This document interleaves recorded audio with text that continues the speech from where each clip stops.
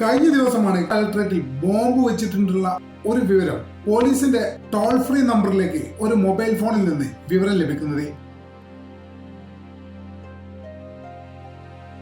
ഏകദേശം 50 മിനിറ്റിനുള്ളിൽ ആലപ്പുഴ കളക്ടറേറ്റിൽ സ്ഫോടനം നടക്കുമെന്നായിരുന്നു വിളിച്ച ആളുടെ ഭീഷണി. എന്തായാലും ബോംബ് സ്ക്വാഡ് അത്തരം കാര്യങ്ങളൊക്കെ കളക്ടറേറ്റിൽ എത്തി കൃത്യമായിട്ട് പരിശോധന വെച്ചു. അങ്ങനെ കാര്യമായിട്ടൊന്നും കണ്ടെത്താനൊന്നും സാധിച്ചില്ല. ഏതായാലും പോലീസ് ഒരു കാര്യം ചെയ്ത് ഈ കോള് വന്നത് ഏത് നമ്പറിലാണെന്നും ആ നമ്പറിന്റെ ഉടമസ്ഥനെ ട്രേസ് ചെയ്യാൻ തീരുമാനിച്ചു. അങ്ങനെ പോലീസ് എത്തിയത് മയ്യനാട് മുക്കം വലിയകത്ത് പ്രമോദ് ജോണിന്റെ വീട്ടിലായിരുന്നു.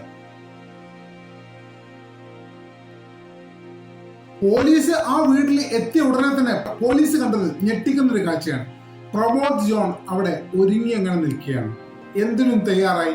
അദ്ദേഹം വളരെ വെൽ ഡ്രസ്ഡ് ആണ്. മുടിയൊക്കെ ചീകിയിട്ടുണ്ട്, പൗഡറൊക്കെ ഇട്ടിട്ടുണ്ട്, എല്ലാ രീതിയിലും ഒതുങ്ങിയിരിക്കുകയാണ് ആള്. എന്തായാലും പോലീസ് അദ്ദേഹത്തിന്റെ അടുത്ത് വന്നു, അദ്ദേഹത്തിനെ കസ്റ്റഡിയിലെടുത്തു. കസ്റ്റഡിയിലെടുത്ത് പോലീസ് സ്റ്റേഷനിലേക്ക് കൊണ്ടുപോയ പ്രമോദ് ജോണിനെ പോലീസ് വിശദമായൊന്ന് ചോദ്യം ചെയ്തു. അപ്പോഴാണ് വളരെ രസകരമായിട്ടുള്ള ഒരു കാര്യം പ്രമോദ് ജോൺ പോലീസുമായി ഷെയർ ചെയ്യുന്നത്. അവിവാഹിതനായ പ്രമോദ് ജോൺ ജോലിക്കൊന്നും പോകാൻ വയ്യ, അതുകൊണ്ട് ഇനിയുള്ള കാലം ജയിലിൽ സുഖമായി കഴിയണമെന്നും 3 നേരം ആഹാരം മാത്രം കിട്ടിയാൽ മതി എന്നും, എന്നാൽ തന്നെ താൻ വളരെ സന്തോഷവാനാണെന്നുമാണ് പോലീസിനോട് അദ്ദേഹം പറഞ്ഞത്. അതിന് പോലീസിന് ഒരു കാരണം ഇട്ട് കൊടുത്തതായിരുന്നു ഈ വ്യാജ ബോംബ് ഭീഷണി സന്ദേശം എന്നാണ് അദ്ദേഹം പോലീസിനോട് പറഞ്ഞത്. എന്തായാലും ആദ്യഘട്ടത്തിലൊന്നും പോലീസ് ഇത് അത്ര അങ്ങോട്ട് വിശ്വസിച്ചില്ല. എന്തേ പറയുന്നത്, ഒരാൾ സ്റ്റേഷനിൽ പോകാൻ വേണ്ടി മനഃപൂർവ്വം ഒരു കേസ് ഉണ്ടാക്കി. സാധാരണഗതിയിൽ നമ്മുടെ കേരളത്തിൽ അതൊന്നും ഉണ്ടാവാത്തതാണ്. പക്ഷെ അതുകൊണ്ട് തന്നെ ഇദ്ദേഹം ഈ വിവരം പറഞ്ഞപ്പോൾ പോലീസ് ആദ്യഘട്ടത്തിൽ വിശ്വസിച്ചില്ല. ഒരു ഘട്ടത്തിൽ ഇദ്ദേഹത്തിന് തീവ്രവാദ ബന്ധമുണ്ടോ എന്ന് പോലും പോലീസ് സംശയിച്ചു പോയി. എന്തായാലും വിശദമായിട്ട് തന്നെ പോലീസുകാർ ചോദ്യം ചെയ്തു. അങ്ങനെ ചോദ്യം ചെയ്യലിനൊടുവിൽ പോലീസിന് ഒരു കാര്യം മനസ്സിലായി. അദ്ദേഹം പറഞ്ഞ കാര്യം സത്യമാണ്. അദ്ദേഹത്തിന് ഏതായാലും 10-60 വയസ്സായി, വിവാഹം കഴിച്ചിട്ടില്ല, മക്കളില്ല, നോക്കാൻ അങ്ങനെ കാര്യപ്പെട്ട ആരുമില്ല. എന്നാ പിന്നെ പോലീസ് സ്റ്റേഷനിൽ പോയി കടന്നാൽ അത്യാവശ്യം നല്ല ഫുഡ് 3 നേരം കിട്ടുന്നുണ്ട്, അത്യാവശ്യം ചെറിയ ജോലികളൊക്കെ ചെയ്ത് അത്യാവശ്യം കാശ് ഉണ്ടാക്കാൻ പറ്റുന്നുണ്ട്. പിന്നെ എന്തിനാണ് ഇത്ര ഇങ്ങനെ ബുദ്ധിമുട്ടി ഒരാൾ ജീവിക്കുന്നത്?